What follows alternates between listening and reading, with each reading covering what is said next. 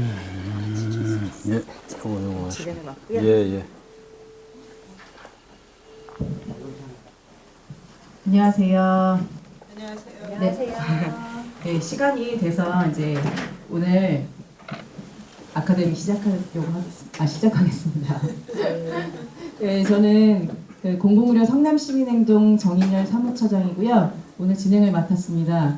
오늘도 이제 다들 퇴근하시고 이제 바쁜 시간 쪼개서 와주셨을 텐데요.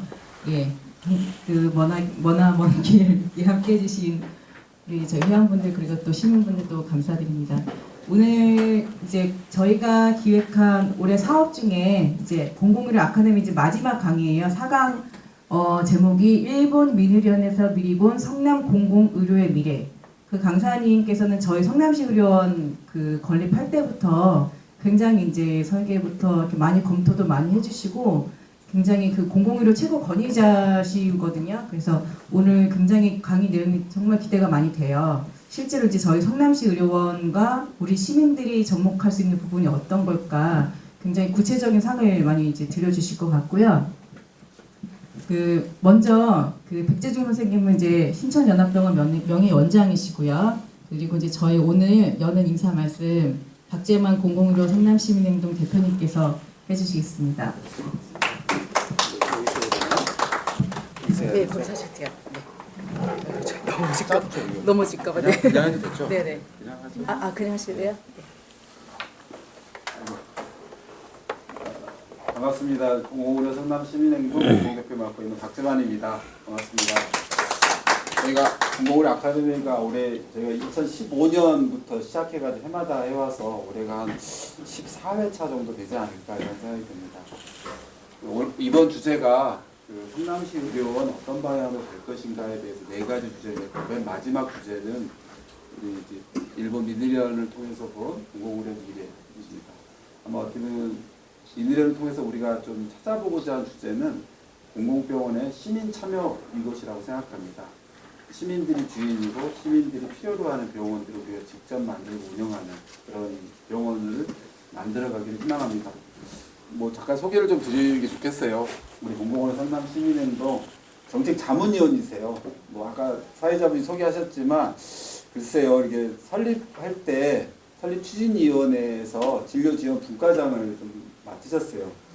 제가 알기로도 아마 설계 도면을 이렇게까지 보신 분 아마 유일하지 않았을까 이런 생각이 듭니다. 그래서 병원을 운영하는데 시민들이 이용하기 편리하게 하려면 어떻게 해야 되는지, 이동 동선은 어떻게 해야 되는지, 어떤 공간이 꼭 있어야 되는지 이런 것들에 대해서 공간 배치부터 진료 과목 설정 이런 것들에서 굉장히 많은 역할을 해주셨습니다. 저희가 어떻게 보면 이런 분들이 의료원에 원장으로 오셨다라면 아마 설립 단계부터 했기 때문에 병원 운영을 정말 대한민국 공공병원의 최고의 병원을 만들 수 있는 적임자가 아니었을까 이런 생각이 좀 들어봅니다. 자, 오늘 저희가 민의련 통해서 그 시민들이 어떻게 병원에 참여하고 운영의 주체가 되는지 이 내용에 대해서 많이 배우는 시간이 되었으면 좋겠습니다. 바로 시작하면 되겠죠? 우리 백재중 원장님 모시고 강의 시작하겠습니다. 큰 박수 부탁드립니다. 예, 백재중입니다. 성남에는 뭐 그때 성남시 의료원 할 때 많이 왔었고요. 진료지원 분과장에서 그 병원의 진료 어떤 진료를 배치할 것인가 이게 가장 핵심이었고 그 병원 짓는다니까 뭐 막 요구들이 막 들어요. 암센터를 짓자는 둥 뭐 의원들이 그러니까 뭔가 있고 빵빵하면 좋을 것 같다는 생각에서 마구 요구들이 들어오는데 그게 뭐 경쟁력이 없죠. 그래서 공공병원으로서 이 지역에 필요한데 없는 것들 예를 들어서 그때 했던 게 이제 호스피스, 전염병동, 병동 하나를 통으로 그냥 전염병 그때 메르스도 나기 전이었죠. 그래서 그걸 세팅하려고 이제 국립중앙의료원까지 갔었어요. 가서 직접 보고 이렇게 하면서 어떤 식으로 설계가 배치가 돼야 되느냐 이런 것도 좀 봤었고요. 그다음에 하여튼 뭐 그런 것들, 재활센터, 장애인 치과도 치과 쪽에서 장애인 치과를 하기 위해서 어떻게 세팅을, 그게 실제적인 그 공간적인 배치가 굉장히 필요하거든요. 들어가는 동선도 중요하고, 예, 그런 거 하나하나 다 하면서 설계 기본 그림을 그려서 이제 실제 설계할 때 반영하려고 했었죠. 그 중에서 또 뭐가 있었냐면 시민들 공간으로서 설정했던 게 들어가는 입구에 로비에 시민건강센터라는 간판을 든 공간을 만들자. 시민건강. 제가 녹색병원 신천연합병원에 있었는데 녹색병원에는 지역건강센터라는 게 있어요. 신천연합병원에는 제가 가서 마을건강센터라는 걸 만들었어요. 그거는 이제 시민들하고 주민들하고 직접 통로를 어떻게 통로 역할을 하는 거예요. 통로 역할. 그러니까 시민들이 볼 때 병원에 들어왔는데 시민건강센터 있으면 저기 뭐가 시민들이 이제 이용하거나 아니면 소통할 수 있는 데구나라는 걸 알잖아요. 그래서 시민 여러 단체들이 할 수 있게끔 그것까지 구체적으로 그 설계도다 요거 반영해라 해라고 넘겼죠. 다 설계를. 나중에 보니까 없었더라고요. 그렇습니다. 예. 제가 이 제목을 김용재 쌤한테 이 제목을 받았어요. 그래서 이게 굉장히 굉장히 어려운 제목이어서 일본과 한국이고 민이라는 민간 의료기관이에요. 민간 의료기관이고 성남은 이제 공공의료 얘기가 되는 거라서 조금 한데.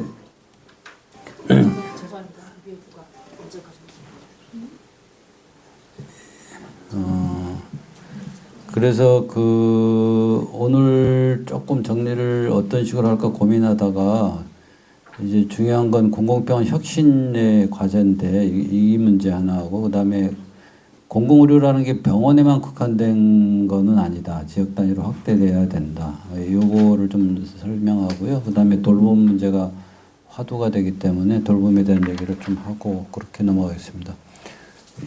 오늘 이런 순서대로 진행을 하겠습니다. 이게 우리나라 민간주도 의료 공급 체계는 아시죠? 저기 뒤에도 있고 90% 이상 공공병상수로 10%밖에 안 되잖아요. 근데 이제 우리가 여기서 과제는 공공병원을 확대하자, 강화하자라고 굉장히 주장을 많이 하잖아요. 근데 이 공공병원 확대는 하드웨어에 관련된 건축에 관련된 거예요. 그래서 무지하게 시간이 걸려요.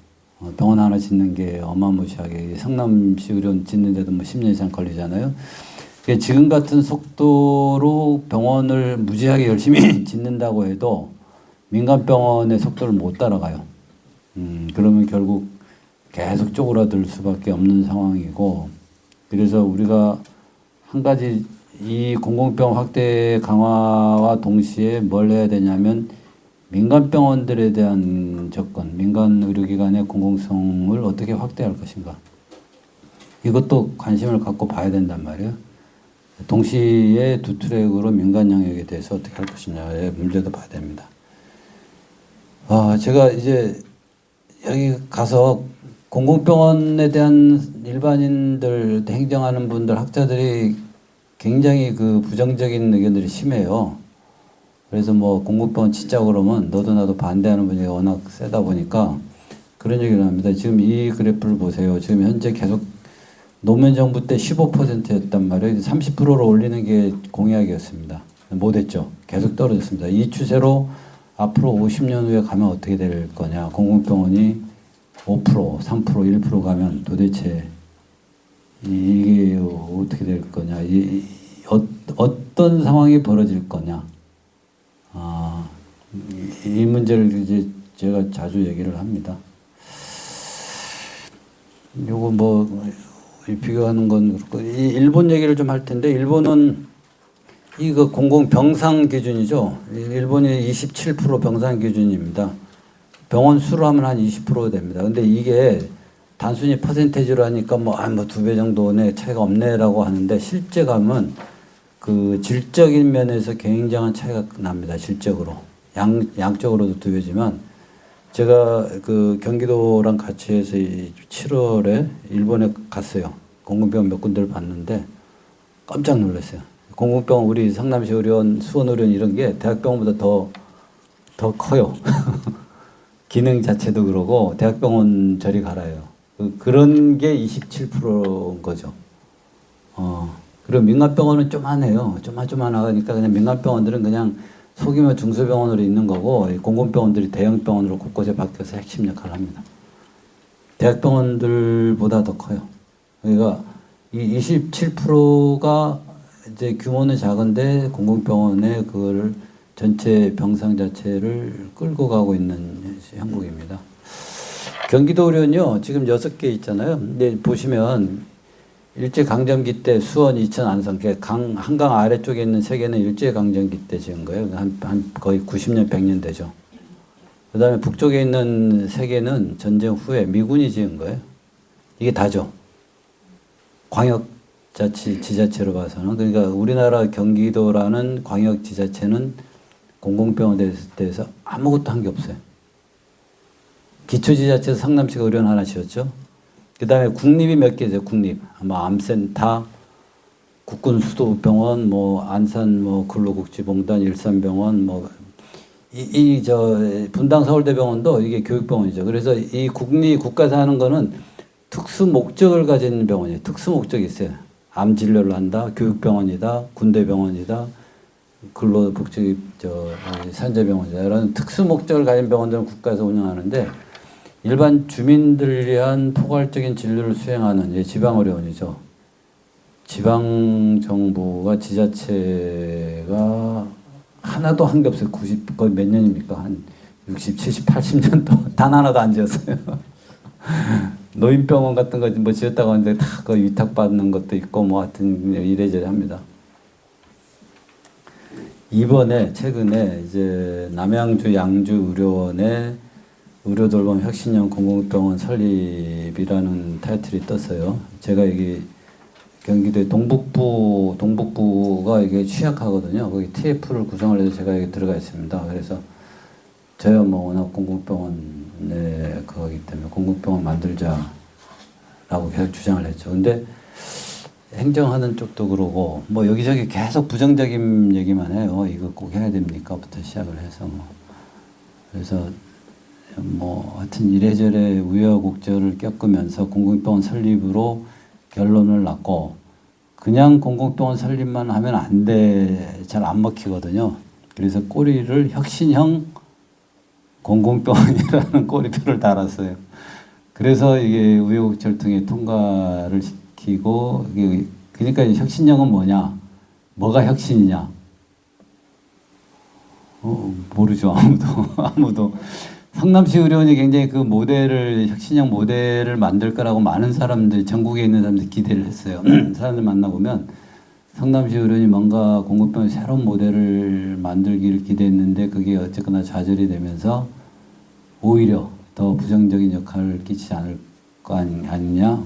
어쩔 수 없어. 이런 패배주의적인 게 생기지 않을까도 생각했었는데 그래서 이제 한 군데를 뽑기로 했어요. 원래는 동북부에 하나를 짓기로 했는데 남양주, 양주가 둘 다 필요하고 지역 안배 차원도 있고 해서 이제 의료 두 군데를 지정을 하고 의료 돌봄이라는 걸 붙여서 병원이지만 돌봄 기능까지 포함하는 혁신형 공공병원 설립 이렇게 해서 이 기사랑 타이틀이 다 나갔어요. 혁신형의 내용은 몰라요 아무도.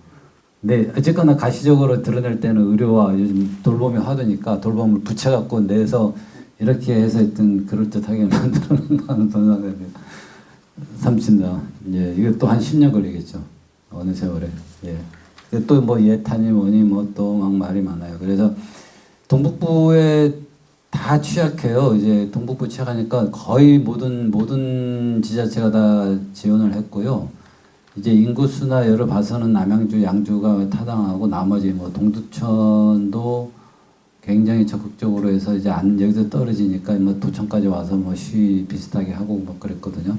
그래 인구가 안 되는데도 그래서 여기에는 어떤 식의 모델의 공공의료를 접목할 것인가라는 고민도 하고 있습니다. 이게 단지 큰 병원급이 아니더라도 소규모 이제 몇 개 과를 포함한 폴리클리닉이라고 하잖아요. 우리 임상과가 한 몇 개, 5개 정도 같이 들어가는 입원까지는 아니더라도 병원급은 아니지만 1차 의료기관인데 규모가 큰 형태로 들어가는 여러 가지 다양한 공공의료 모델들을 이제 고민하고 있습니다.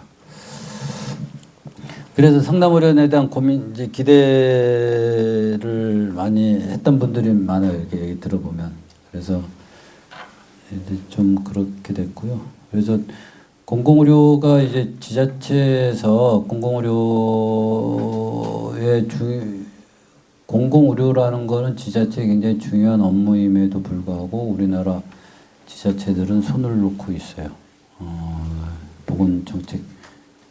아마 해방 후에 열심히 병원을 만들었으면 굉장히 키웠으면 됐을 텐데 병원은 공공에서 하는 게 아니다. 뭐 그냥 민간에서 그냥 하면 되지 않냐라는 이런 의식들이 전반적으로 깔려 있었던 것 같아요. 있는 것도 다 뭐 방치하거나 민간으로 넘기거나 뭐 이랬던 것 같고요.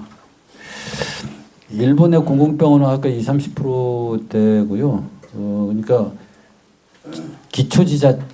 광역지자체 하면은 현이잖아요. 현. 도도부 현.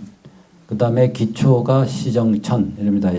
이제 도도부현도 열심히 병원 짓고 시정천도 열심히 병원 지어요. 자기들끼리. 그래서 굉장히 중요한 역할을 합니다. 그리고 제가 봤을 때는 고도급성계라고 해서 최난이도 진료예요. 최난이도 진료들을 우리 뭐 수원의료원, 뭐 성남의료원들이 대학병원에서도 못하는 최난이도 진료를 수행을 합니다. 그리고 세계 최초 타이틀도 막 달고 막 이래요. 그 다음에 민간병원 영역은 따로 제가 말씀을 드릴 텐데, 이게 이제 국가에서 하는 게 있고요. 국가도 아까 우리나라처럼 특수 목적 병원들이 굉장히 많습니다. 이런 거 있고, 이게 그때 이번에 오사카를 갔는데, 오사카 부가 있고, 도도부현 할 때 부가 있고, 광역지자체가 있고요. 우리가 얘기하는 오사카 시는 기초지자체입니다. 오사카 부는 한 인구 800만이 넘어가고 오사카 시는 그 안에 하나인데 200만 정도 돼요. 그러니까 오사카 광역지자체에서 하는 부립급성기 종합의료센터인데 1950년대 설립했어요. 굉장히 오래됐죠. 뭐 파주의료원, 의정부의료원 정도 됩니다. 이 병상이 800병상이에요. 오사카 남부 지역의 핵심 중소병원이고요. 암, 난치병, 고도급성기 진료를 합니다. 그리고 세계 최초의 하이브리드 ER 응급실을 개설했다고 이제 자기들이 홍보하는 겁니다. 이게 뭐냐면 응급실에 딱 들어가면 이제 그 공간이 하나가 딱 있어요. 거기 안에 공간 하나에 수술실 세팅을 하고 CT를 설치하고 그 조형 촬영까지 다 해야 돼. 그 한 방에서 모든 거를 다 할 수 있게 있는. 그러니까 응급실로 환자가 왔는데 이 환자를 딱 데려서 CT 찍고 이상하다 그러면 바로 뭐 수술로 들어간다든가 아니면 혈관 조형을 한다든가 하는, 이게 자기네들이 이제 세계 최초라고 하는, 이게 이제 우리나라에서는 상상이 안 가는 굉장히 큽니다. 그래서 오사카에게 남부에 있었는데 오사카 시 남부 200만 도시 남쪽에 800병상짜리가 2개 있었는데 하나는 오사카 부립이고 하나는 오사카 시립이에요. 공공병원 2개가 딱 와서 모든 걸 커버하고, 민간 중소병원들은 그 주변에 이제 산재에 있는데 쪼만쪼만해요.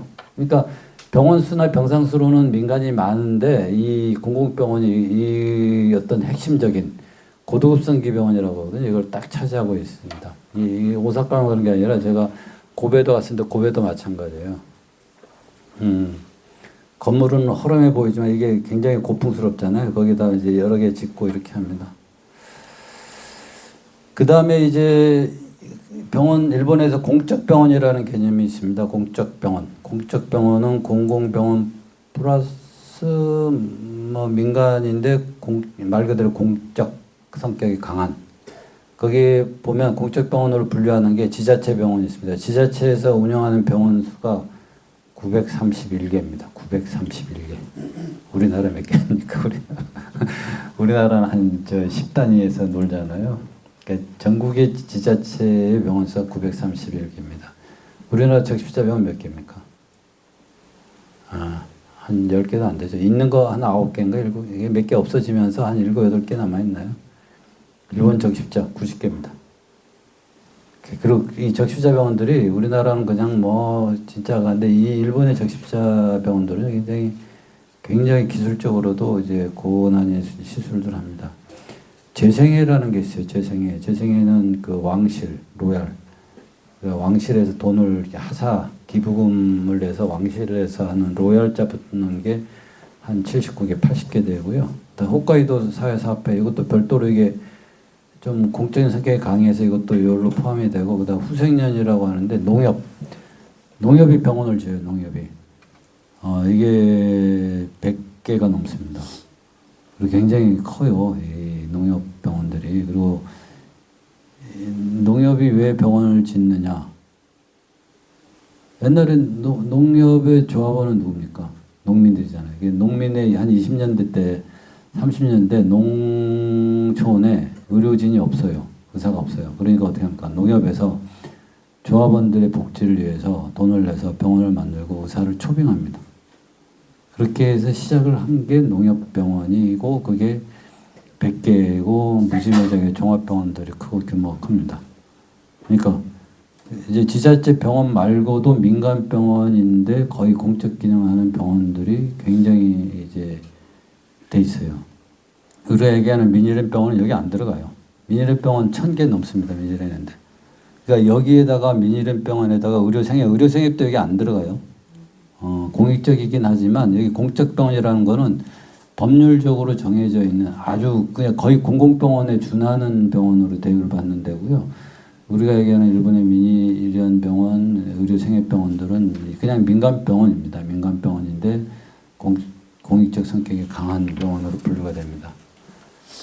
예, 민간 병원이게 돼 있죠. 의료생협병원은 한 80개 됩니다. 근데 병원이라고 해서 그냥 병원 하나 딸랑 있는 게 아니에요. 이게 일본의 의료 시대. 제가 이따 얘기할 텐데 민일랜도 민일랜 병원이 하나 법인이 하나가 있으면 법인 하나 딸랑 있는 게 아닙니다. 아까 공적 병원이라는 것은 법에 규정해서 거의 공공병원화 돼 있는 걸 얘기하고요. 그다음에 공적 병원이 아닌 민간 병원 중에서 공익병원, 공익법인이라는 게 따로 규정이 되어 있습니다. 2.7%가 되고요. 의료생협이 1%. 민일랜은 여러 가지 운영 주체들이 다 모여 있습니다. 의료생협도 들어와 있고 공익법인도 있고 그 외 기타 법인들도 여러 다양한 형태들이 들어와 있어요. 그래서 민일랜 병원은 의료기관들이 연대기고요. 53년에 117개 기관이고 65주년 맞으면서 한 1800개 기관이 들어가 있습니다. 여기 가장 보다 보면 이제 공동조직이라는 개념이 나옵니다. 공동조직. 이게 가장 핵심이에요. 이 민일랜 조직에 있어서 민일랜 병원들이 안 망하는 이유, 그리고 민일랜 병원이 민일랜 병원 다운 이유가 이 공동조직이라는 데가 있습니다. 이 책 읽어보시고요. 여기 보면 직원 수가 한 8명 됩니다. 공동조직 이게 2016년도에 한 350만 명이었는데 최근에 뭐 500, 600만 명까지 막 올라갔다는 얘기가 있더라고요. 최근에 갔다 온 분들 얘기로는. 근데 이게 이번에 그러니까 이제 민일랜은요 워낙 아까 얘기했지만 1100개, 거의 2000개 가까운 의료기관이 있잖아요. 그러니까 병원에서 한 명씩만 모여도 2000명이 모입니다. 우리나라에서 모일 때도 없죠. 그래서 회의를 여러 다양한 방식으로 하는데 한번 모이면 그냥 보통 1000명, 2000명이에요. 여기는. 그래서 이 민일랜의 공동조직의 각 의료기관의 공동조직 활동들을 이제 발표하고 소개하는 데 있는데 전국에서 2년마다 한 번씩 하는데 전국에서 의료기관들이 쫙 모이면 또 한 1000명, 2000명 모여서 활동을 하고 그 다음에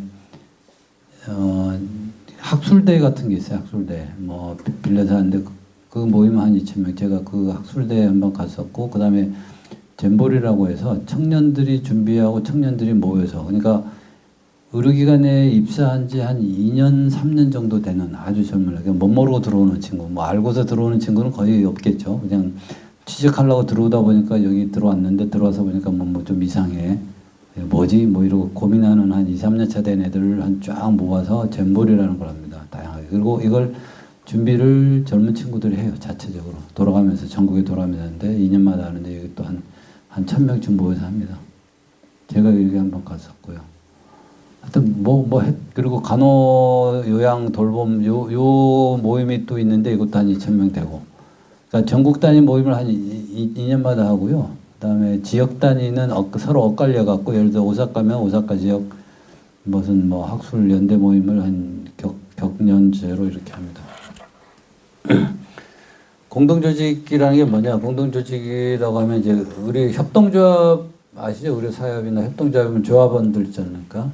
의료사협에 이제 의료기관이 있고 직원들이 있을 텐데 조합원들이 있습니다. 그러니까 의료기관의 의료진은 아니지만 그 의료협동조합의 어떤 사실상의 주인 역할을 하는 이게 조합원이죠. 의료협동조합은 자연스럽게 그렇게 정리가 됩니다. 근데 협동조합이 아닌 곳은 어떻게 하느냐? 협동조합이 아닌 곳도 도모노카이라고 해서 친구 모임, 친우회라는 게 있습니다.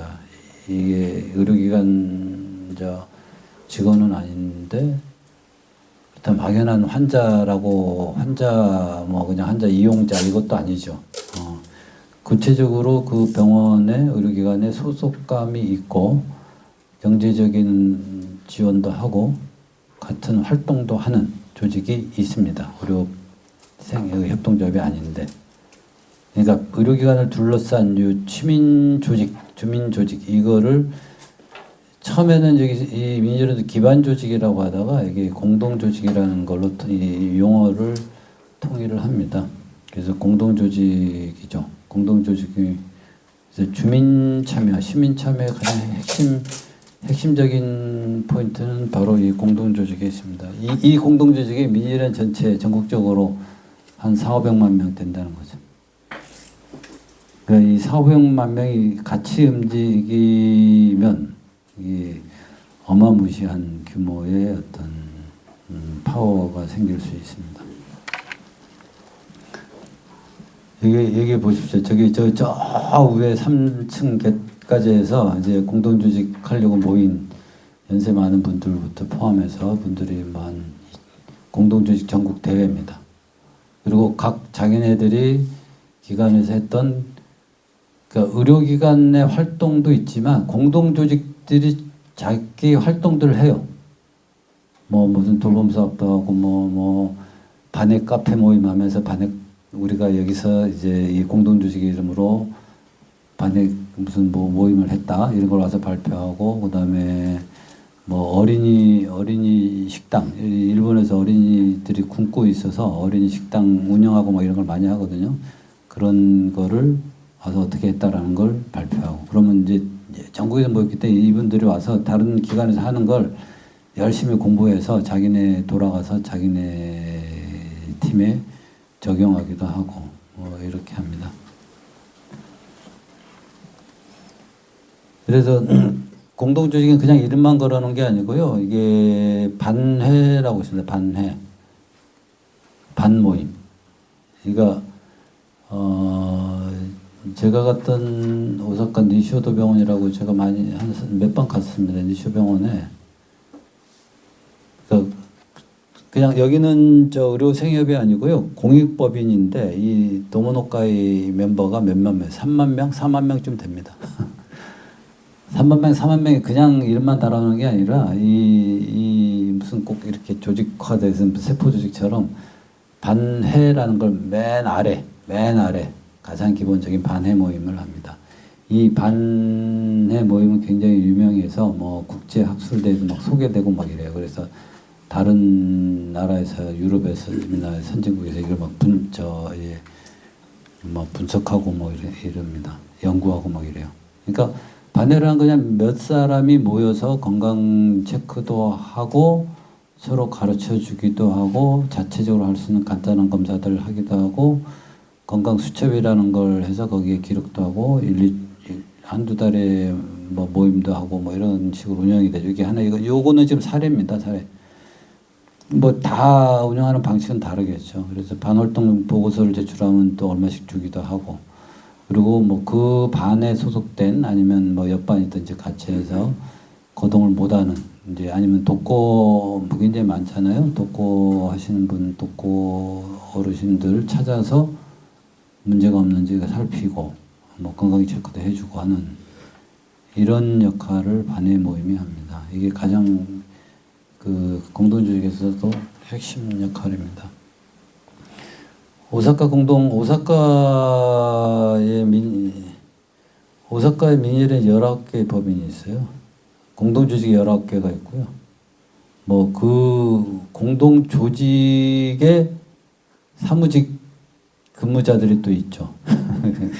그리고 전국대회와 엇갈려서 2년에 한 번씩 자체 대회를 합니다. 민일은 참 볼수록 민일이라는 조직이 하여튼 그렇습니다. 민일은이고 그다음에 돌봄 관련해서 제가 이번에 갔다 오면서 좀 봤던 거를 조금만 간단히 설명을 드릴게요. 일본은 2025년인 베이비붐 세대, 우리나라가 베이비붐 세대가 한국 전쟁 때문에 한 10년 정도 늦어집니다. 왜냐하면 전쟁하느라고 다 피난민하고 있는데 애 낳을 수가 없잖아요. 그래서 전쟁 끝나고 베이비붐이 시작이 되고 일본은 태평양 전쟁 끝나자마자 시작이 되는 게 10년 격차예요. 그래서 일본은 내년이 되면 베이비붐 세대가 전부 마지막 베이비붐 세대가 75세를 넘어갑니다. 75세라는 거는 75세 넘어간다는 건 의료 수요가 75세면 다 환자거든요. 의료 수요가 폭발한다는 얘기예요. 그래서 이게는 자기들이 위기다 하고 굉장히 오래전부터 이게 된 준비를 했어요. 근데 이제 우리나라는 지금 베이비붐 세대가 딱 60대 걸려 있습니다. 60대. 그러니까 반은 노인으로 들어갔고 반은 노인이 안 됐어요. 그러니까 선진국은 다 베이비붐 세대가 노령 인구로 다 들어갔어요. 그러니까 고령화가 되다가 이제 꺾였어요. 근데 우리나라는 지금 베이비붐 세대가 막 고령 노인 단계로 들어가고 있거든요. 반이 들어갔고, 그러니까 고령화율이 가장 빨라요. 우리나라가 가장 급격하게 가팔라요. 왜냐하면 베이비붐 세대가 이제 막 들어가고 있기 때문에 그런 문제가 있습니다. 그래서 일본은 우리보다 굉장히 일찍 이걸 겪을 수밖에 없었고요. 그래서 그게 2025년 전략이라고 해서 지역포괄 케어, 지역의료, 재택의료들이 전면적으로 도입을 합니다. 지역포괄지원센터 우리나라에 없습니다. 이게 센터 역할을 하는 겁니다. 그러니까 중학교 단위마다 하나씩 중학교 숫자 정도로 이제 지역포괄센터라는 게 있어서 돌봄의 그 장기 요양이라고 하죠. 돌봄의 그 센터 역할을 담당합니다. 재택의료 분야가 이렇게 많죠. 이제 재택의료에서 핵심은요, 진료, 간호, 재활입니다. 진료, 간호, 재활. 이거 나머지도 뭐 필요하죠. 이게 다 제도화되어 있고 수가가 되어 있고 문제는 보편화되어 있어요. 우리나라는 뭐 시범사업 한다고 몇 년째 하는데 계속 시범사업하고 2027년도 시범사업까지 미리 다 짜놓고 본사업을 안 해요. 방문진료는 어떻게 하냐. 이게 그냥 신청만 하면 아무 의료기관이나 신청대 하겠다 하면 다 받아줘요. 대충. 그냥 몇 가지 조건이 있는데 까다롭지 않습니다. 그래서 개원이 30% 이상이 다 해요. 뭐 많이 하느냐 적게 하느냐 문제는 있죠. 한 달에 한 건 할 수도 있습니다. 왜냐하면 자기 보던 환자가 안 나타나요. 그럼 그 집에 찾아가요. 왜냐하면 계속 아파했기 때문에. 그래서 가서 보고 들어와서 수가 책정하고 나는 한 건만 보겠다 뭐 이럴 수도 있고 아예 그냥 대놓고 이것만 하는 데도 있고 이게 굉장히 다양합니다. 병원급도 합니다. 그래서 병원에 한 중소병원 200병상 병상 규모 제한은 없는데 대개 200병상 이하. 우리나라 뭐 맨날 300병상 얘기하는데 일본은 200병상을 주로 무슨 뭐 할 때 기준으로 삼아요. 그러니까 300병상의 근거가 별로 없습니다. 그래서 200병상 이하 병원들이 다 참여를 할 수 있도록 해서 한 60% 이상이 다 참여를 합니다. 그래서 외래, 입원과 더불어서 재택의료는 굉장히 아주 그냥 일반적인 그냥 보편화되어 있는 진료 방식입니다. 재활 제가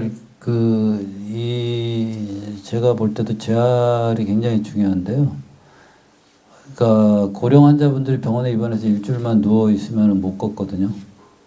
그걸 재활을 시켜서 걷게끔 만들어야지 집으로 가요. 근데 그게 안 되면 요양원으로 갑니다. 요양원에 들어가면 못 나와요. 그냥 그 상태로 고정이 되고, 그래서 점점 이 환자들이 요양원에 누적이 됩니다. 이게 우리나라 현실이에요. 아직 고령화가 덜 됐음에도 불구하고. 그래서 재활을 끊임없이 해야 되는데, 이게 일본은 제가 사진을 보여드릴 텐데 곳곳에 재활 시스템이, 방문 재활 시스템이 있습니다. 그러니까 재활만 전문으로 하는 요양원 시설이 있고요. 요양 같은 데인데 재활만 해요. 그러니까 오래 있지 못해. 3개월까지 딱 있고 무지하게 재활시켜서 집으로 보내는 걸 목표로 합니다. 그런데 또 있고, 그 다음에 이 재활 시설을 만들어 놓고 환자가 찾아오게끔 해서 하기도 하고, 여기서 집으로 찾아가서 재활을 하기도 합니다. 그러니까 입소, 그다음에 와서 데이케어, 그다음에 방문, 3박자를 다 갖추서 하고 동시에 하기도 하고, 뭐 다양한 방식으로 다 수가가 먹여져 있고요. 그러니까 이게 어떤 조건이 있든지 할 수 있게끔 만들어 놨어요. 우리나라는 재활 수가 자체도 없죠. 아예. 그냥 뭐 별 생각도 없고. 간호도 간호도 참 제일 중요한데 뭐 깝깝합니다. 방문 간호가 장기 요양보험에, 우리가 이 일본은요 장기 요양보험의 개호보험이라고 하잖아요. 그 일본에서는 이제 진료, 간호, 재활, 영양, 치과 이게 다 개호보험으로 커버가 되는데, 우리나라는 딱 하나 간호만 커버가 돼 있는데, 방문 간호는 거의 망했다고 봅니다. 방문 요양하고 경쟁 시스템이고요. 이게 점점 축소가 돼요. 망하기 직전이고, 그 다음에 그거 외에 건강보험에서 하는 게 가정간호라고 있는데, 가정간호도 인력을 구하기가 어려워요. 그래서 우리나라 방문 간호 자체는 뭐 전망이 굉장히 어둡습니다. 근데 문제는 그걸 하려는 정책 의지가 없죠. 그래서 재택의료는 그냥 일상화되어 있다. 그리고 개호보험, 건강보험 다 커버를 한다. 그리고 수가는 아주 디테일하게 되어 있고요. 그리고 계속 개발을 해요. 왜냐하면 그 상황에 맞게. 그리고 복합적인 체계들이 만들어집니다. 그리고 24시간 365일 작동합니다. 왜? 재택 진료의 개념이 병원에 있을 만한 환자들을 집에 있고 이걸 모니터링하면서 케어를 해야 되기 때문에 24시간 작동하는 시스템을 만들었습니다. 돌아갑니다. 그걸 보고 왔어요. 이제 제가 요도가 근로자후생협회 여기 하고는 제가 한 몇 번 친해요. 이쪽 동네랑은. 제가 그래서 이번에도 여기 다른 분들 해서 가자고 해서 갔고요. 공익재단법인죠. 우리 생협은 아닙니다. 공익재단법인인데 요 법인 아래 니슈오도 병원이라는 한 200병상 안팎의 병원이 하나 있고, 그 외에 1차원 클리닉이 11하가 있어요. 이 주변, 이 병원 중심으로 11하의 클리닉이 있고, 그 다음에 27개의 개호사업소, 요양사업, 우리가 얘기하는 요양 돌봄 사업소가 27개가 쫙 있습니다. 병원은 딱 하나 있어요. 오히려 1차원하고 요양 돌봄 사업소가 27개니까 무지하게 많죠. 직원이 1200명 있습니다. 여기서 재택의료를 합니다. 방문진료, 방문간호 1년에 3만 건, 재활, 이 법인 한 단독으로 방문재활 4,500건, 방문개호 3만 건 뭐 이렇게 됩니다. 그리고 아까 얘기했지만 도모노카에 4만 가구가 들어가 있고, 여기 총 이 도모노카에서 지원한 게 그동안 200억 이상을 병원 법인에 후원을 했어요. 시민들이. 이 하나가 있습니다. 이 병원 하나가, 이 법인 하나에. 그러니까 이 법인이 전국에 어마무시하게 많다는 거죠. 민일은 조직이. 이게 저 뒤에 있는 게 병원이고요. 앞에 있는 게 진료소입니다. 진료소라고 해서 이제 우리가 1차원처럼 이게 하는 게 아니라 저렇게 병원이 건물이 커요. 1차원 진료소라고 하더라도. 굉장히 큰 규모로 되어 있고, 이거를 하나 보여드릴 텐데요. 이 법인에 소속되어 있는 건물입니다. 아까 개호요양소가 27개 있다고 그랬는데 요게 그 중에 하나입니다. 이게 보시면 1, 2, 3, 4, 4층 있죠. 이거는 1층은 그냥 진료소고 2, 3, 4층은 별도예요. 별도. 하나의 진료소고 별도인데 재활만 모아놨다고 보시면 됩니다. 그러니까 2층에는 재활 아까 우리 보면 물리치료 하는 데 있잖아요. 그런 구조가 되어 있고요. 3층, 4층은 요양원 같은 요양원 시설인데 재활 전문으로 하는 시설입니다. 그러니까 우리가 얘기하는 중간집이라는 거 있어요. 그러니까 병원에 입원했다가 집에 복귀하기 전에 잠깐 머무르면서 재활하는 거. 우리나라에는 없는 기능입니다. 그래서 여기가 요도노사또라는 데인데, 그러니까 여기 입소하면 시설로 들어오면 환자들이 3개월 동안 있으면서 열심히 재활을 받아요. 받아서 회복이 돼서 집으로 돌아갑니다. 하다 안 되면 이제 다시 요양원으로 가고요. 그 다음에 2층에 데이케어 센터라는 데 이런 시설이 있는데 여기에 근처에 있는 환자들이 재활이 필요한 집에서 생활하지만 재활이 필요한 사람들이 낮에 와서 방문을 합니다. 방문해서 재활을 시켜서 회복시키고 여기도 오기 어렵다. 어려운 사람들은 재활치료사들이 집으로 찾아가요. 찾아가서 집에서 재택 치료를 합니다. 그래서 요도노사토는 입소 방문하고 그다음에 데이케어에 이제 이 재활치료의 3개 측면을 다 커버를 합니다. 이게 제도화되어 있고 이걸 운영을 하고 이 법인에서는 요게 하나의 세팅으로 되어 있어요.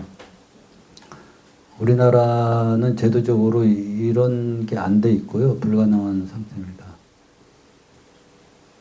그 다음에 또 이 법인에서 하는 게 또 하나, 제가 갔던 게 두 번째인데, 이런 건물이 있어요. 이런 건물, 이것도 역시 마찬가지로 법인이죠. 이런 건물인데, 1층에는 데이케어, 1층에는 데이 서비스라고 합니다. 그냥 노인 환자들이 낮에 와서 우리 주간보호 있잖아요. 그런 거고요. 2층에는 그냥 입소시설이에요. 입소시설.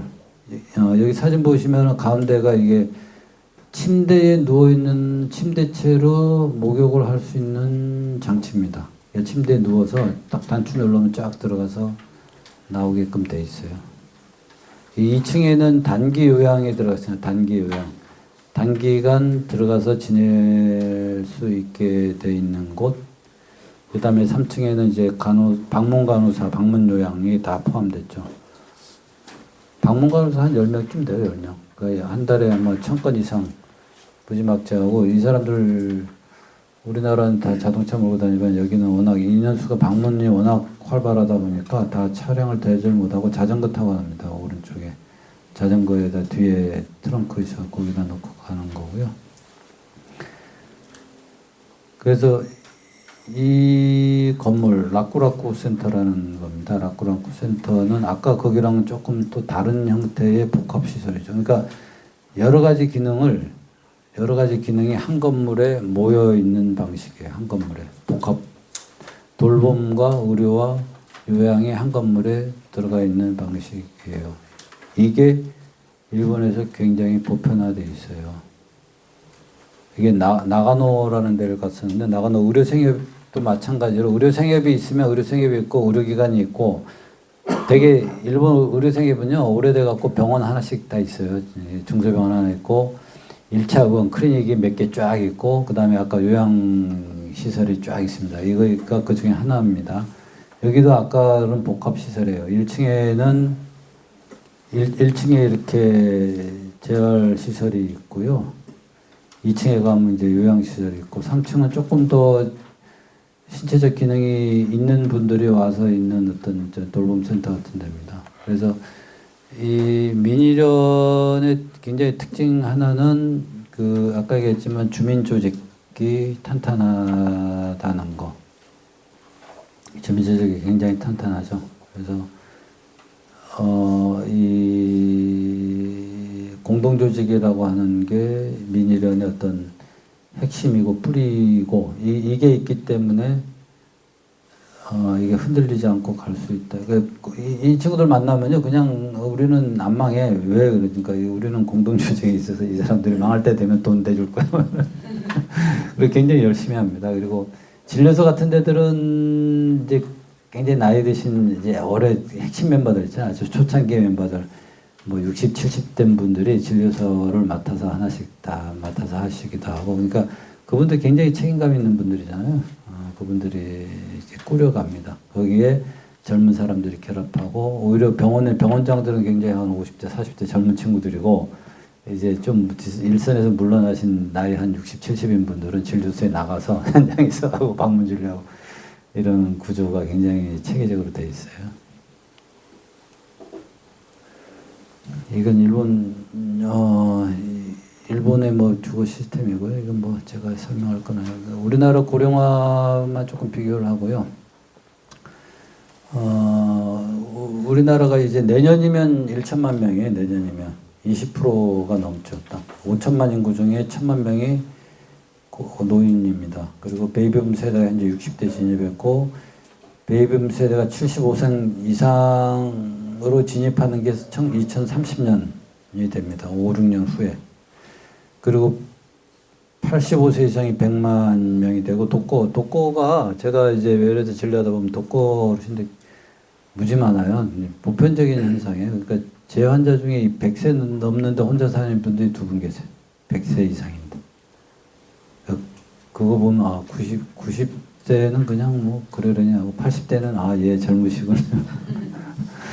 그러니까 나이 한 8, 90대인데 진료실에 혼자 오시는 분 있잖아요. 어떻게 누구랑 사세요? 그러면 혼자 산다는 분이 굉장히 많습니다. 치매 환자 100만 명이죠.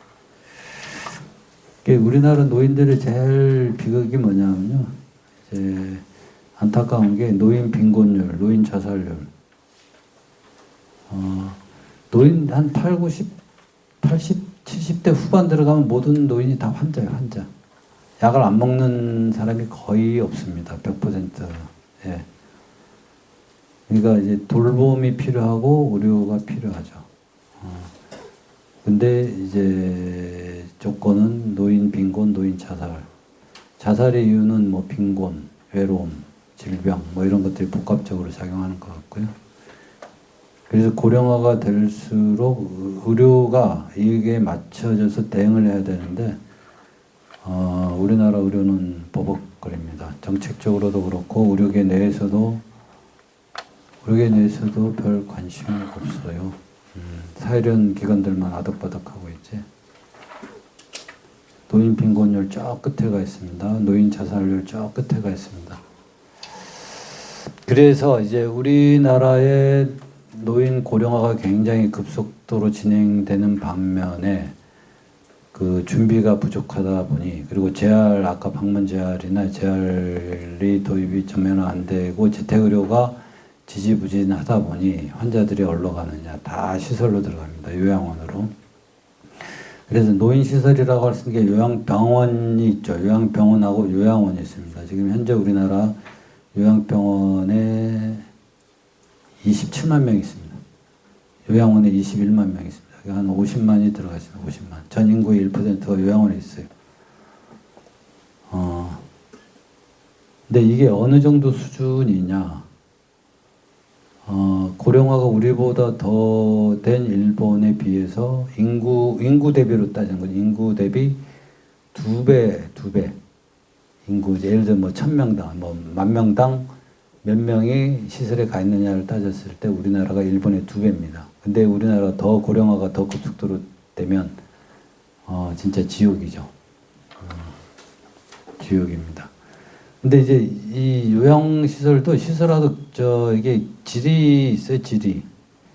이게 금년에 나온 OECD인데 요양시설화 기준으로 보면요, 한국이 6번째입니다. 한국보다 더 시설이 많은 데가 어디냐면 스위스, 스웨덴, 벨기에, 네덜란드, 룩셈부르크입니다. 뭔가 좀 뭐 다르죠. 뭐죠 이게? 근데 이게 시설 개념이 달라요. 요양원 개념 자체가 달라요. 우리나라는 요양원에 들어가면 조그마한 공간에 1인실, 한 방에 4명, 6명, 뭐 8명까지 막 들어가고, 뭐 그다음 무슨 이 시간 맞춰서 자야 되고 일어나서 식사 같이 해야 되고 뭐 프로그램 같이 돌려야 돼. 이게 우리나라 요양원이에요. 아무도 들어가기 싫어. 환자 들어가기 싫어하죠. 억지로 밀려서 들어가죠. 밀려서. 가고 싶어하는 사람 거의 없어요. 그냥 어떻게 들어가서 적응을 하느냐의 문제고, 가족들도 보내놓고 죄책감이 있으니까 괜히 뭐가 문제 생기면 요양원만 들들 붙거든요.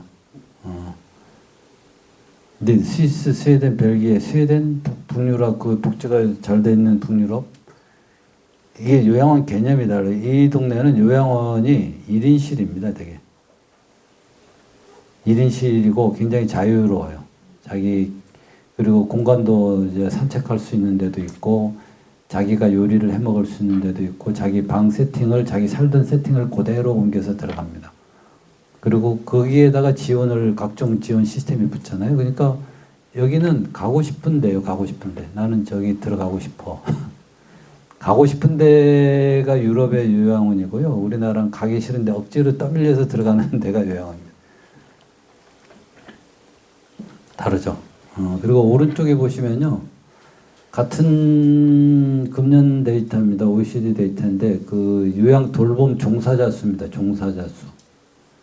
65세 이상 인구 100명당 종사자 수. 아까 우리나라보다 시설화가 더 잘 돼 있는 스위스, 스웨덴, 벨기에, 네덜란드, 룩셈부르크의 인력들을 보세요. 다 최상위권에 들어갑니다. 우리나라는 쫙 끝에 들어가 있죠. 그러니까 요양시설화는 굉장히 돼 있는데 여기에 인력은 평균보다도 한참 모자란 겁니다.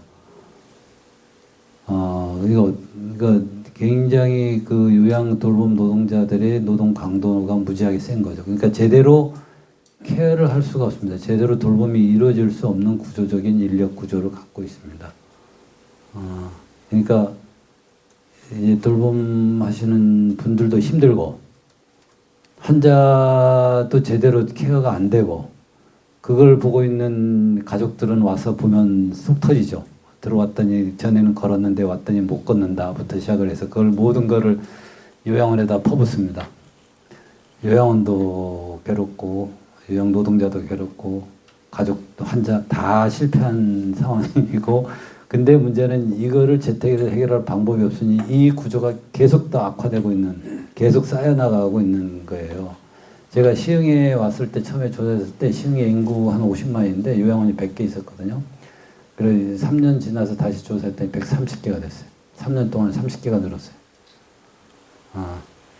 그리고도 계속 늘고 있는 상황이에요. 그리고 다른 시설들, 장기요양 시설들이 다 느는데 방문 간호만 유일하게 줄었어요. 거의. 그리고 6개인가 있는데 하나마나 뭐 다 문 닫았더라, 뭐 이 등록은 돼 있는데 활동 안 한다, 뭐 이런 식이죠. 이게 우리나라 현실입니다. 이게 뭐 자꾸 하다가 얘기가 빠졌는데, 이 시설화 얘기가 나와서 우리가 노인이 한 50만이 들어가 있고요. 장애인이 2만, 정신장애인 한 7만 정도입니다. 이게 10만, 60만 인구가 여기 들어가 있습니다.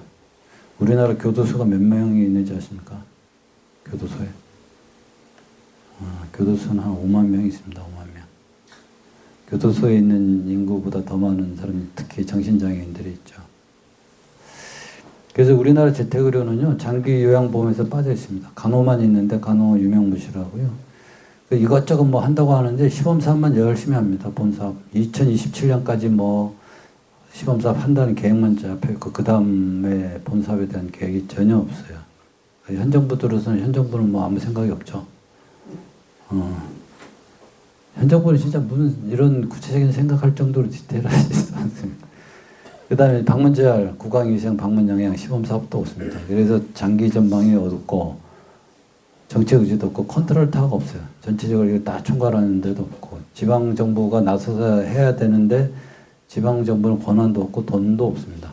법률도 없고 재택의료가 없으니 전부 재택에서 해결해야 될 게 전부 없어서 다 시설로만 가는 겁니다.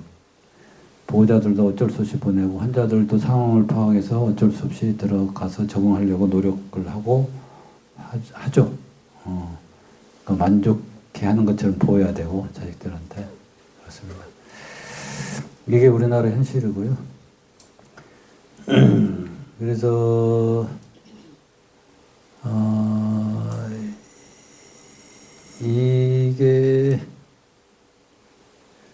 공공병원, 저도 이제 어디 가면 공공병원 얘기로 다시 돌아와서요. 공공병원이 그 혁신해야 된다라고 굉장히 확대해야 된다, 강화해야 된다라고 굉장히 주장을 하는데, 공공병원 실제 저도 이제 국립의료원에서도 근무했었고, 뭐 충주의료원도 있어봤고 해봤어요. 그러니까 의사생활의 반은 공공에서 일했고요. 보건지소, 뭐 대학, 국립대병원, 근데 공공의료원, 국립중앙의료원 다 있어봤거든요.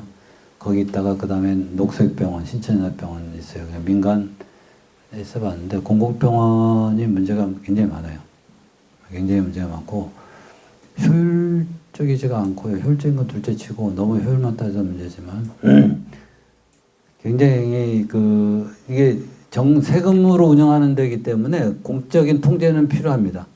공적인 통제는 누가 합니까? 관료들이 하잖아요. 그래서 관료에 의한 공적인 통제가 필요한데, 문제는 내부에 있는 사람들조차 관료화돼 버려요. 관료.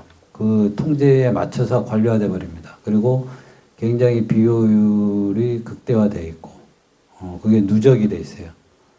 근데 정부가 방치하다 보니까 스스로 이걸 혁신하려는 노력이 없고, 그리고 그 의료기관의 사회적 책임, 공적 책임에 대한 인식이 적어요. 직원뿐만 아니라 경영진도 그러고 노조도 마찬가지입니다. 노조도 의료기관의 공적 사회적 책임에 대한 고민들이 별로 없습니다. 그냥 노조로서의 노동자의 측면들만 이제 강조를 하죠. 그래서 어떤 사회적인 역할을 하자, 사회적인 일을 하자라고 하면은 그게 일이 힘들어진다. 우리 일이 바쁘다. 왜 이러면 이제 반대는 이런 일이 벌어지고 합니다. 그래서 어떻게 혁신할 것이냐는 굉장히 화두예요, 이게.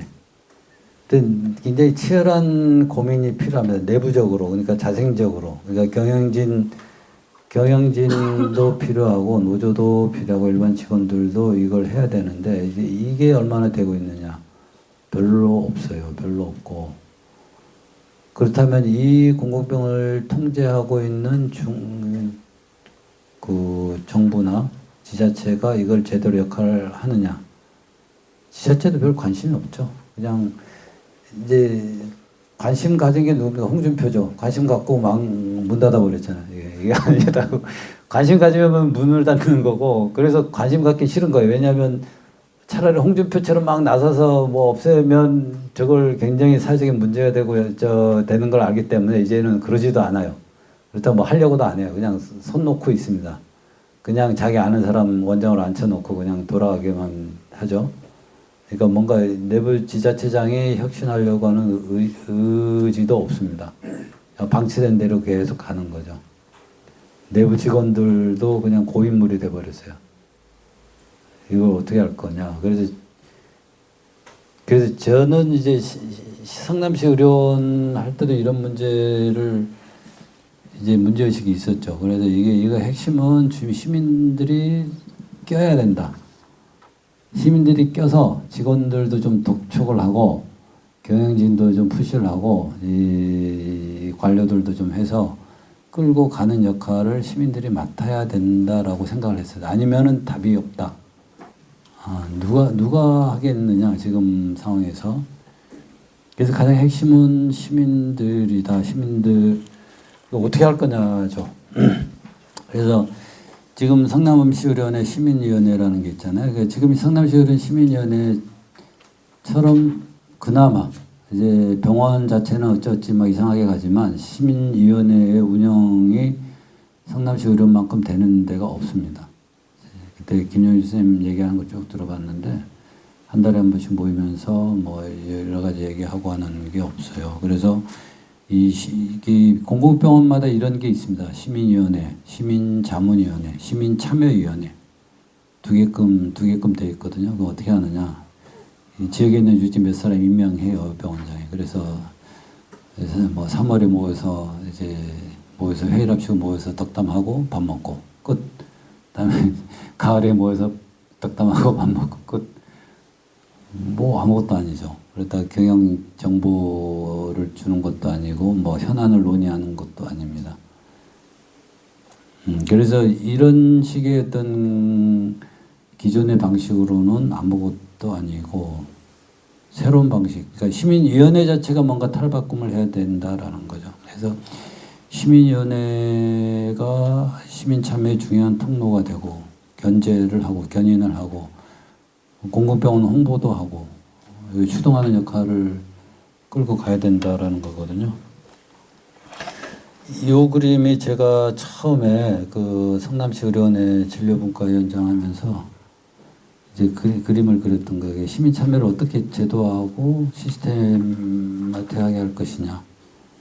시민위원회를 그냥 형식적으로 두는 게 아니라 실질적인 참여를 보장할 수 있는 방식으로 하자.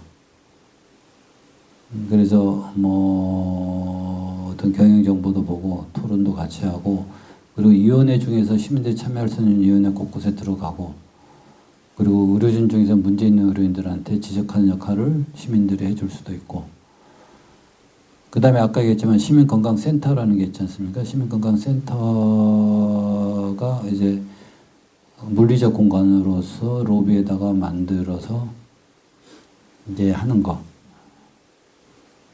그 다음에 시민건강기금 모아서 이제 취약한 분들 돕는 거. 그 다음에 시민자원봉투자 두고 그때 시민 옴부즈맨 얘기를 했었어요. 한 100명쯤 하자. 그래서 옴부즈맨들이 병원을 모니터링하면서 병원의 장점도 홍보하고 근데 문제점들을 개선하는 피드백을 하면 병원도 게을러지지 않고 나태하지 않고 긴장을 하고 이렇게 가지 않겠느냐 이런 거를 제가 이런 방식을 제안을 했던 적이 있습니다. 뭐 이렇게 잘 안 되죠. 안 되는데 하여튼 이런 식의 어떤 뭔가 끊임없이 시민 할 수 있는 구조들을 만들고 해 나가는 게 제가 볼 때는 유일한 방법이라고 생각을 해요. 그러니까 경기도 동북부에서 뭐 혁신형 공공병원이라고 뭐 이렇게 타이틀은 붙여놨는데 그 중에 핵심 사항이 요거 이 시민들의 참여를 어떻게 끌어낼 것인가 하는 거죠. 그 아까 민일연에서 뭐라고 합니까? 민일연 멤버들은 자기네들은 안 망한다. 왜? 시민들이 있어서 공동조직이 있어서. 공동조직이 단순하게 그냥 그게 아니라 소속감을 가지고 돈도 지원하고 이분들이 병원을 이용할 거 아니에요. 이용을 하고 망할 것 같으면 돈을 후원해주고 자원봉사고 반모임하면서 건강을 스스로 챙기고 그 다음에 헌법구조, 평화헌법 지키기 운동을 대대적으로 하는 게 이 기반 조직이란 말이에요. 그래서 우리나라 공공병원이 그 정도까지는 아니더라도 뭐 시민들이 어떤 식으로 참여해서 갈 것인가. 현재로서는 제가 볼 때는 공공병원 해결책은 이거밖에 없다고 보고요. 그래서 제가 이제 시민위원회의 전국 조직을 만드는 게 어떠냐. 성남시 의료원이 나서서 성남시 의료원 시민위원회가 있잖아요. 제일 잘 됩니다. 그리고 가장 의식이 있고 뭔가 전망을 갖고 있는 데가 20년을 쌓아왔던 그리고 만들어왔던 전통이 있기 때문에 이분들이 모여서 뭐 아주 그 형식적으로 운영되고 있지만은 전국 공공병원의 시민들 다 모으는 거예요. 시민위원회, 시민주민자치위원회 뭐 이런 데를 다 모아서 워크숍도 하고 어떻게 공공병원의 타개를 시민들이 나서서 할 것인가 이런 거를 주제와 화두로 던져서 끌고 가는 방식.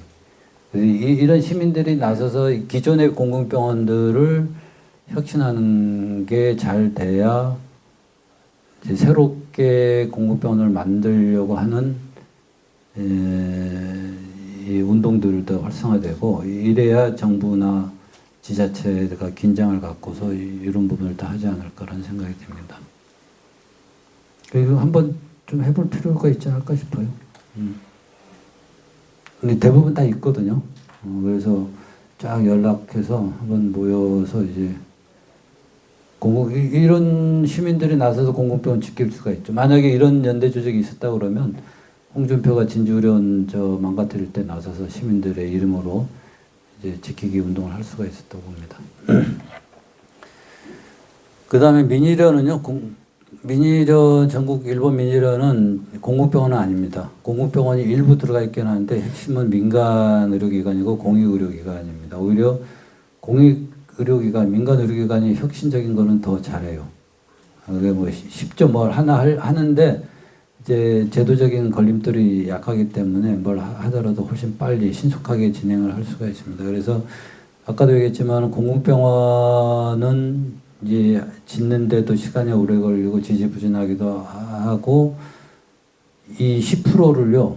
20% 우리가 정부 대통령실부터 이걸 열심히 합시다 라고 의기투합해서 하더라도 10%를 20%를 끌어올리는데 몇십 년이 걸립니다. 될지도 몰라요. 그거보다 더 빠른 속도로 민간 의료기관이 성장하고 있거든요. 그래서 이 공공병원 혁신운동과 병행해서 공익적인 민간 의료기관들의 활성화도 더 투트랙으로 해야 되겠다. 그래서 그 의료 공공성이라는 거 포괄적으로 봤을 때 의료 공공성의 강화의 하나의 중요한 전략이 될 것이다라고 봅니다. 그리고 이 공익적인 의료기관 모델은 의료 생협, 의료 사협, 우리나라 의료 사협이 있죠. 의료 사협뿐만이 아니라 새로운 모델들을 만들어야 된다. 더 쉽게 만들 수 있도록. 그리고 아까 이제 돌봄 사업이 이제 화두가 되고 있는데, 우리나라 돌봄 사업도요, 거의 90%가 민간입니다. 90% 이상이. 그러니까 돌봄 의료 쪽은 90% 이상 민간이기 때문에 여기 돌봄 사업도 중요하지만 이 공공성을 확대하는 게 굉장히 중요합니다. 그래서 공공병원과 민간 공익 의료기관들이 이 사업에 뛰어들 수 있도록 해야 되고 이게 지역사회 주민운동의 일환이라는 거죠. 저희 병원이 신천연합병원입니다. 의료법인이죠. 그래서 저희들이 그 일본의 아까 라쿠라쿠 센터 뭐 무슨 복합시설 이런 거 보고 왔잖아요. 그걸 만들어 보려고 어떻게 해봤는데 굉장히 뭔가 우리 모델이 될 것 같아서 만들어 보려고 했는데 우리나라에서 의료법인은 저걸 할 수가 없어요. 제도적으로. 아까 법인 하나에 병원이 하나 있고 클리닉이 11나 있고 요양시설이 27개 있거든요. 그래서 우리가 클리닉을 하나 만들겠다. 1차 의원도 만들고 병원이 있으니까 2차 의원을 만들겠다 했더니 보건소에서 의료법인은 안 됩니다. 빠꾸 맞았어요. 그러면 우리 요양 사업을 하겠다. 방문 요양 하겠다. 요양도 안 됩니다. 주간 보호도 안 돼요. 아무것도 안 돼요. 의료법인은. 1차 의료는. 그러니까 일본은 지금 아까 법인 하나가 클리닉도 1차 예를 들어서 공익법인이 하나 있으면 공익법인에 소속된 1차 의원들도 다 공공적인 성격을 띨 거 아니에요. 우리나라는 대부분의 1차 의원들이 개인 자영업이란 말이에요. 그 개인 자영업이기 때문에 이게 공공성 내지는 공익성을 담보할 수 없어요.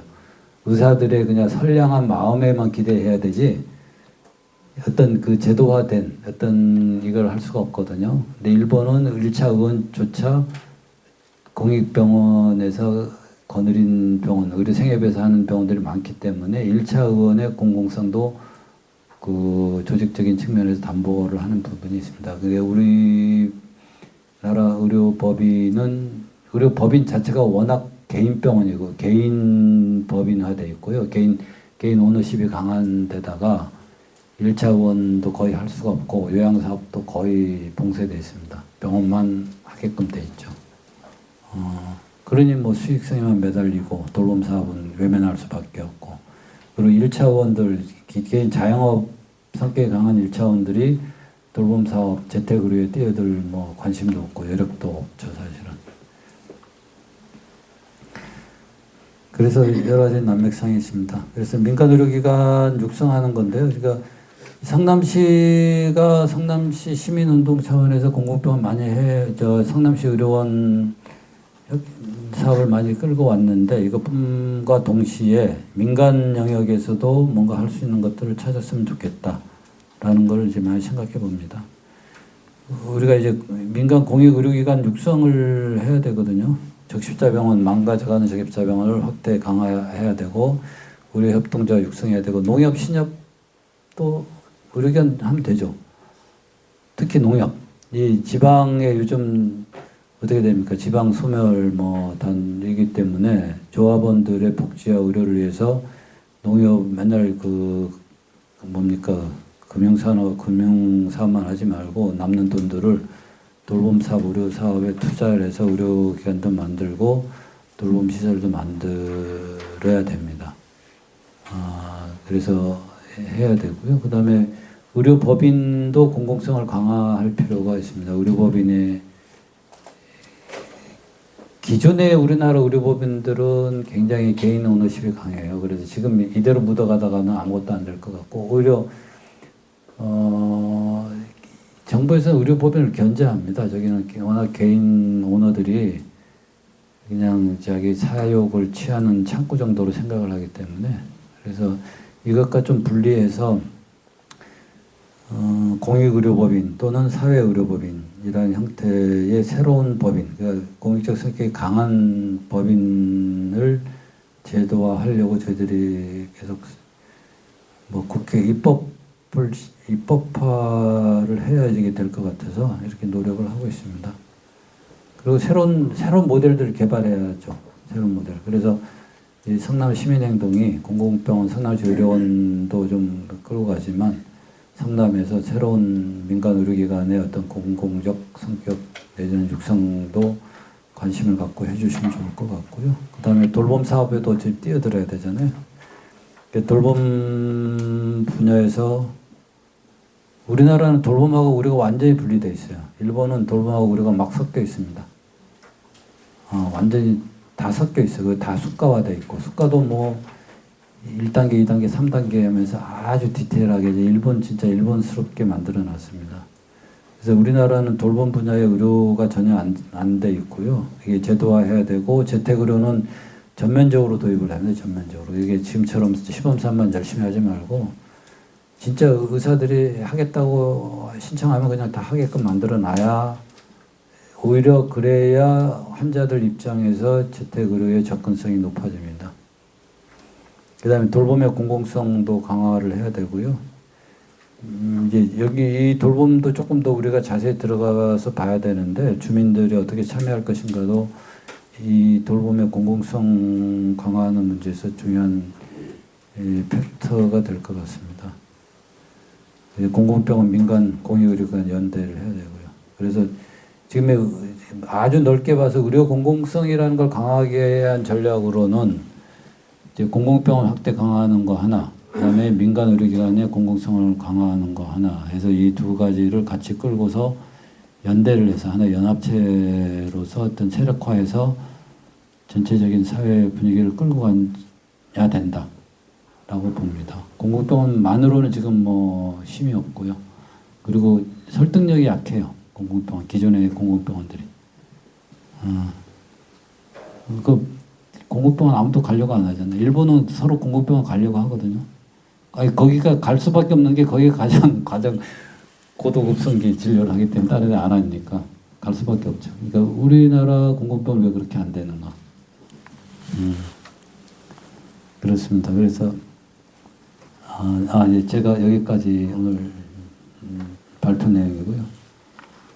그래서 그렇습니다. 그래서 그걸 같이 해나가야 된다. 그리고 지역 안에서 성남시면 성남시 안에서 공공병원, 그다음에 민간 공익병원, 그다음에 재택의료가 더 활성화되면 이거는 재택의료는 병원을 넘어서는 겁니다. 병원을 넘어서 지입으로 가는 거죠. 그다음에 돌봄 사업들 이게 다 어우러진 하나의 덩어리로 가야 되는 거. 그러니까 재택 사업은 뭐 어떻게 설명을 하냐면 재택은 그거죠. 집이 다 병원이에요, 병상이에요.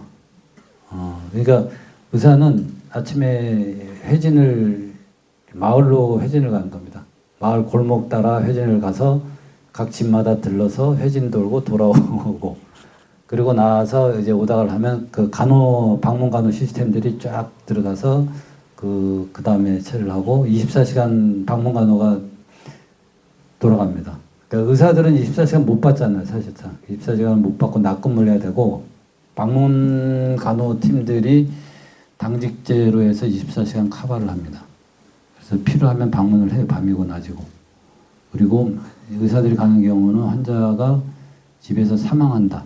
그러면 꼭 의사가 가거든요. 그럼 연락이 오면 의사가 찾아가서 이제 병원 사망하고 그래서 이제는 공공의 이런 의료 사업들이 이제 병원이라는 울타리를 넘어서서 집으로까지 확장이 돼야 되고 그러니까 지역사회, 마을 전체를 다 하나의 의료의 영역으로 봐야 되고 여기서 공공과 민간의 공익적인 성격들이 다 포괄해서 가야 되는 거고 여기서 가장 핵심적인 역할을 할 사람들은 이제 시민들인 거죠. 공공병원의 혁신도 시민이 나서야 되고요. 그 다음에 민간 공익병원, 공익의료기관 돌봄 사업들의 어떤 추진이나 끌고 나는 추동력도 시민들이 갖고 갈 수밖에 없습니다. 저는 진짜 빈말로 하는 게 아니고 이게 여러 가지 경험 속에서 도저히 내부 동력은 이제 안 생긴다, 없다라고 결론을 내렸어요. 외부에서 끌고 가 시민의 눈으로 감시를 하고 공공병원도 계속 요구하고 이렇게 하지 않는 한 답이 없다라고 봅니다. 예, 이상입니다. 질문을 받겠습니다. 예. 잘 들으셨나요? 질문 질의응답 시간 10분 정도 가지려고 하는데요. 손 들고 질문해 주시면 됩니다. 예. 아, 예. 왕님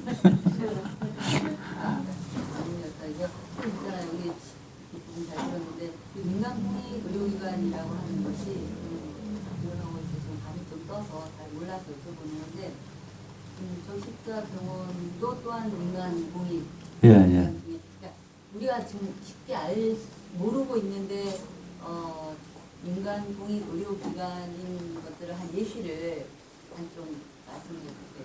그러니까 우리나라에는 별로 없어요. 녹색병원, 예, 알고 있는 거 그밖에 없어요. 신천연합병원, 그죠? 제가 그 여기 태생이 그렇죠, 태생이. 뭐 푸르메 병원 뭐 이런데 그 다음에 대부분 종교기관, 성가복지병원. 근데 우리나라 카톨릭 큰 병원들은 뭐 진짜 다른 병원하고 별 차이가 없는 거죠. 요셉의원 뭐 이런데. 자선병원, 옛날에 이제 종교기관들이 하는 데는 자선병원이라고 하거든요. 무료 자선병원 이런 데들이 있는데 녹색병원, 신천연병원하고 조금 다른 성격을 갖고 있죠. 의료생협병원, 의료사협들이, 우리 협동조합들이 좀 공익적이죠. 그 범인가요? 더 없나요?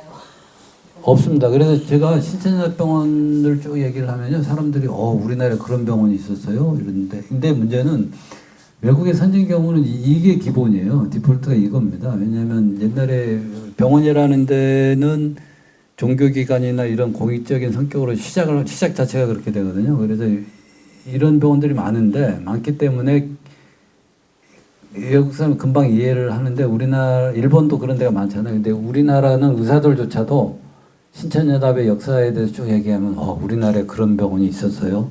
굉장히 특이하네요. 이게 특이한 게 아니고 이게 보편화되고 그냥 개인이 그냥 드문 개인 병원들이 깔려야 되는데 이게 우리나라는 워낙 그렇다 보니까 더 문제인 거죠.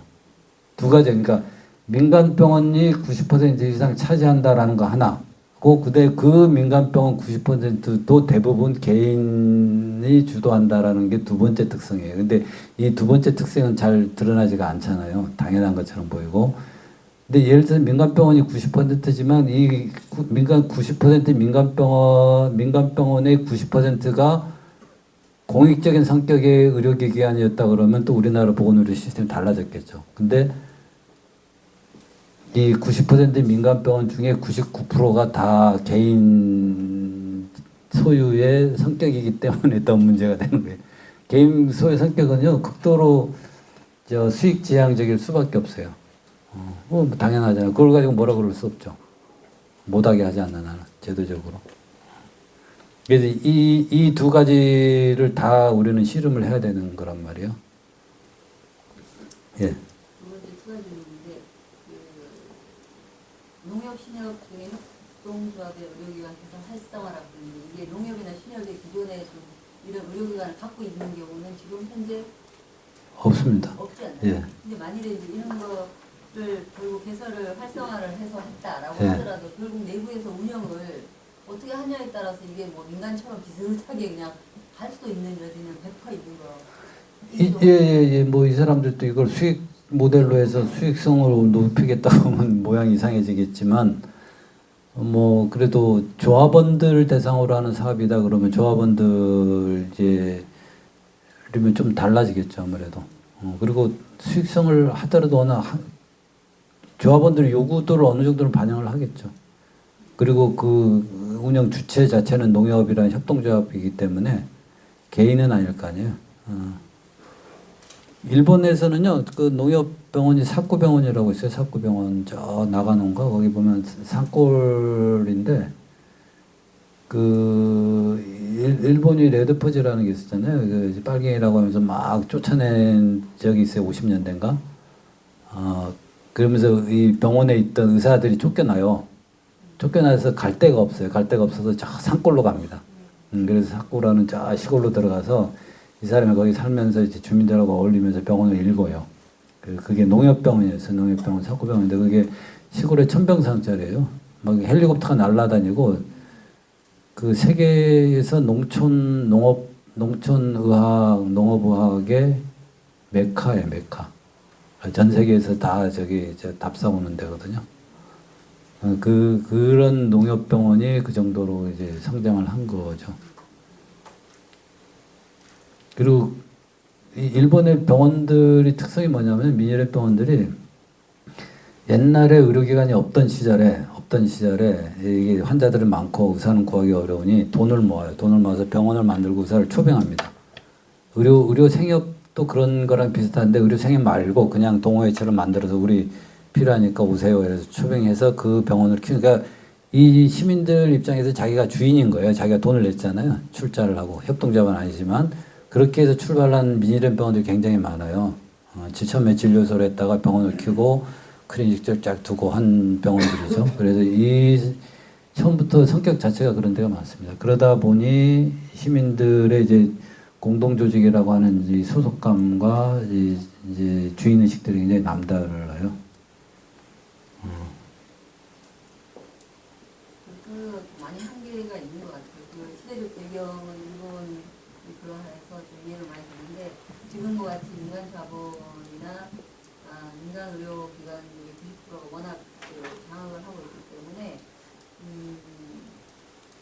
지금의 우리나라 상황에서는 이런 농협이나 신협이나 좀 더 보다 민간 공익의료기관들의 활성화나 이런 거를 시도를 해보고 싶은데 어떤 그 조합원들이나 그걸 이용하는 그러니까 내가 원하는 정도나 또 이렇게 몰입을 해가지고 그 기관을 내가 정말 절실하게 필요해서 정말 잘 운영을 해야겠다라고 하는 그런 동기부여가 지금 상황에서는 좀 약하죠.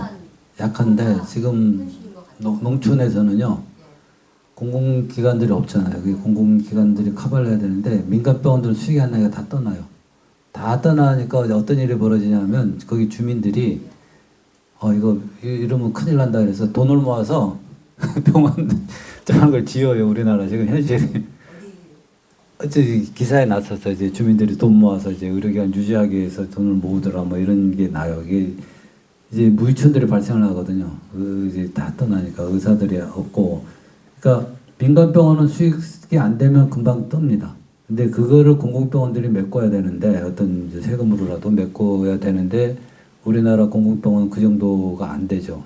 마인드가 안 되고 하니까 바로 공백이 생겨버린 거예요. 이제 여기서 주민들이 어떻게 할 거냐에 따라서 어떤 데들은 자구책으로 돈 모아서 의료기관을 유지하자라는 데가 지금 벌써 우리나라에 나오기 시작해요. 거기를 농협기금이 들어간다든가 공공병원이 들어간다든가 그러니까 공공병원 내지는 공익적인 방식의 의료기관이 들어가서 그 공백을 메꾸지 않는 한 진짜 무유촌이 다시 막 생기는 거죠. 도시 지역이야 뭐 그냥 없어도 뭐 그냥 병원 많으니까 뭐 가죠. 근데 이제 새로운 방식의 의료를 원한다면 뭐 성남시에서도 뭐 그런 식의 그 민간 의료기관의 어떤 새로운 모델을 개척해 봐야죠. 돌봄력도 마찬가지입니다. 돌봄력도요.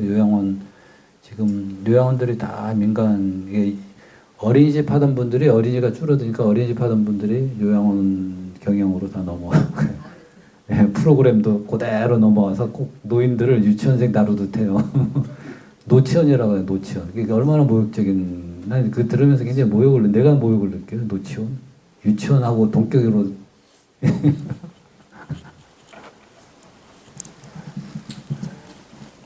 질문하실 분 계세요? 저 진행자인데 하나 예. 질문 하나만 해도 예. 될까요? 그 말씀하신 것 중에서 일단 공공병원의 문제점이 자기 혁신이 안 되는 거, 우리나라에서는 자기 혁신이 안 되는 거, 예. 아까 문제점을 예. 잡으셨는데 일본은 그게 되는 게 공동 조직이 있고 시민 참여가 되기 때문에 그렇게 되는 게 맞아요. 아니요. 공공병원 이 시민 참여 공동조직에게는 이제 민의련 조직이죠. 민의련 조직 민간 의료기관이죠.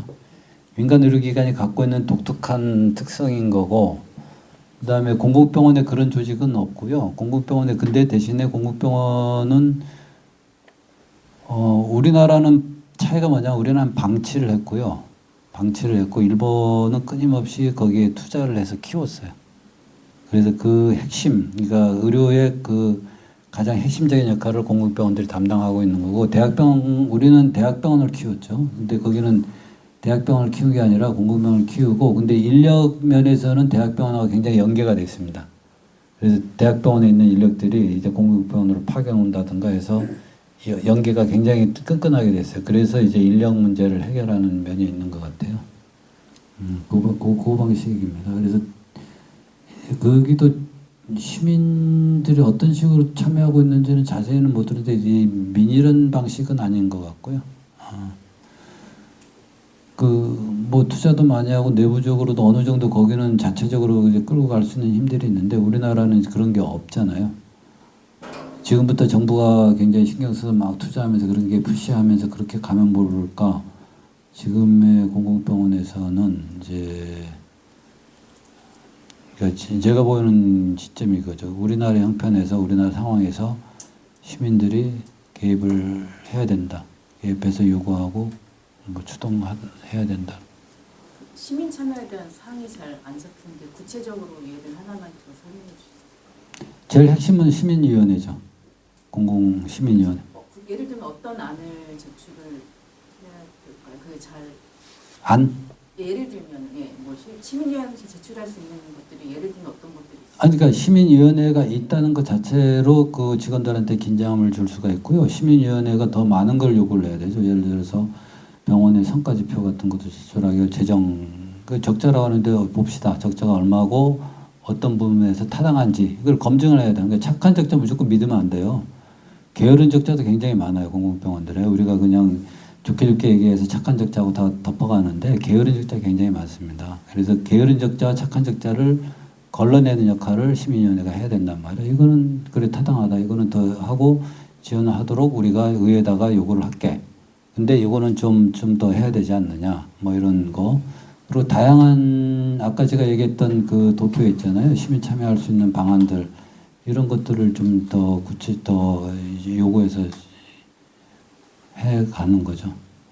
그리고 아까 얘기했지만 전국 단위로 공공병원 시민위원회들 전국 조직을 구성을 해서 좀 분위기를 쇄신하는 것도 필요할 것 같다는 생각이 듭니다. 가만 놔둬서 안 되기 때문에 그래요.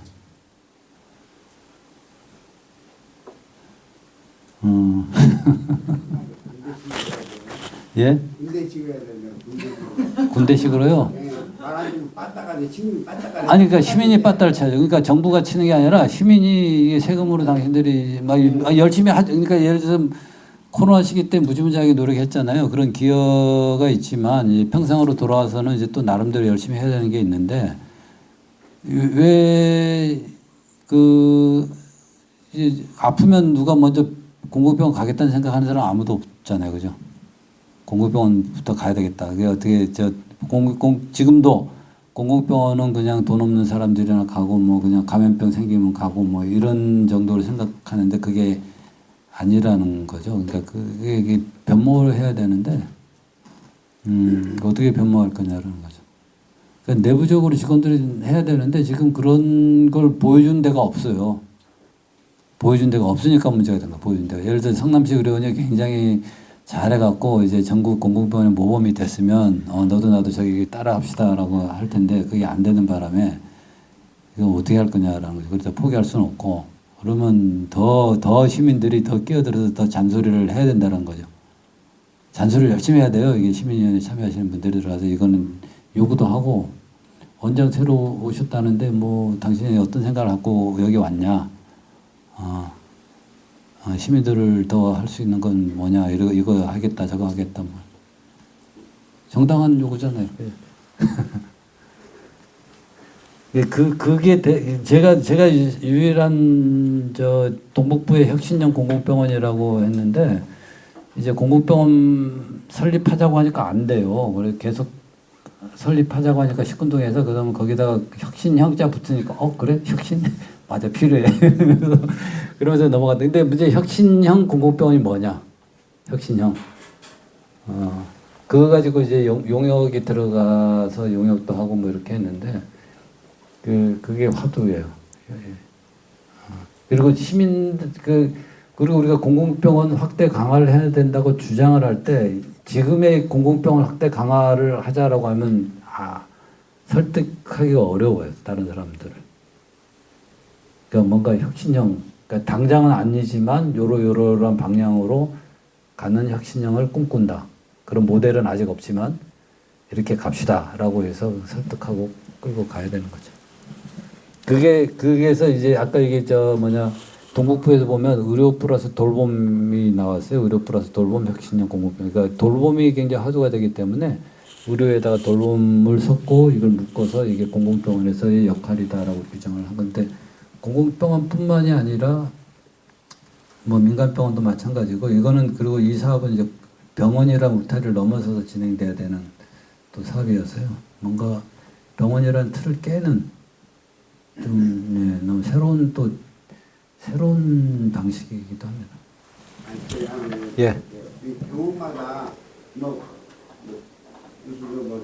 뭐라고 강동으로는 병원이 있잖아. 그래 저기 간호. 예. 그거는 완전 중환자는 안 된다는데 그건 어떤 식으로 해야 되는 거요? 중환자는 안 받는다고요? 아니 그래서 중환자를 간호간병, 통합병동이요? 예. 그러니까 이제 그것도 좀 간호간병, 통합병동 하면은요 이제 한 병원에 그거 하는 데가 있고 안 하는 데가 있고 그러면 그 중환자들이 너무 힘들어서 거기서도 안 받고 왜냐하면 중환자들은 별도로 간병인을 구하라고 그래요. 너무 힘들고 그 기존 정부에서 정한 인력 기준 가지고는 너무 힘들어서 안 되니까 그분들은 따로 해서 돈 더 내시오. 개인 간병을 하거나 별도로 하시오. 이렇게 하는 거거든요. 그게 문제인 거죠, 그게. 네. 나도 방향을 좀 지적을 좀 하려고. 예, 그거 지적하셔야 되고요. 그래서 저희 병원은 아예 전병동을 통합병동을 해버렸어요. 전병동.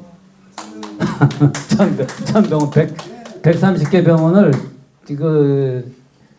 간호간병원으로 하니까 간호 인력 하니까 이제 저희 병원은 간병인을 두면 안 돼요. 외부 간병인을. 그러니까 보호자 직접 가족들은 뭐 경우에 애들이는 필요하잖아요. 임종 환자 필요하니까 가족들만 제한적으로 가능하고 나머지는 전 이렇게 했습니다. 그렇게 해야 되죠, 사실은. 그래서 아예 그게 수가라고 해서요. 병원에 움직이는 거는 수가라고 해서 그걸 수가로 지원을 안 해주면 안 돼요. 민간병원들은 돈이 돼야지 움직입니다. 코로나 환자가 초반에 공공병원이 다 보다가 나중에 민간병원한테 넘어갔는데 민간병원이 움직일 수 있는 걸 다 돈을 지원해서 돈을 줘야 움직이는 거예요. 안 그러면 뭐 여러 가지. 이제 질문 또 있으신가요? 네. 그럼 이제 오늘은 오늘 귀한 시간 내주셔가지고 정말 다방면으로 이렇게 되게 좀 해안을 갖고서 계속 활동을 해오셨는데 정말 의미 있는 시간이었고요. 저희도 진짜 일본이 이렇게 부러웠던 점은 좀 처음인 것 같습니다. 네, 네, 오늘 여기 이렇게 시간 내서 많이 참여해 주셔서 감사드리고요. 우리 백재준 원장님 박수로 하고 마무리하겠습니다. 네, 고맙습니다. 저희 기념사진 플랜카드 찍고 저기 한번 찍고 헤어지겠습니다. 네, 아유.